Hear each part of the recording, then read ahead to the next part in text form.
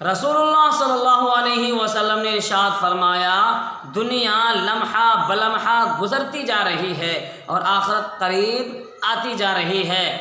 اس دنیا میں دونوں کے چاہنے والے موجود ہیں۔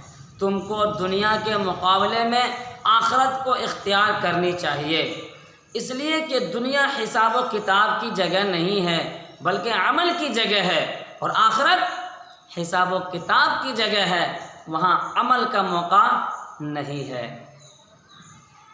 رسول اللہ صلی اللہ علیہ وسلم نے ارشاد فرمایا، جب تم میں سے کوئی ایسے شخص کو دیکھے جو مال و دولت میں اور شکل و صورت میں اس سے بڑا ہوا ہو، تو اس کو چاہیے کہ وہ ایسے شخص کو دیکھے جو مال و دولت میں اس سے کم ہو، تاکہ شکر کی کیفیت پیدا ہو جائے۔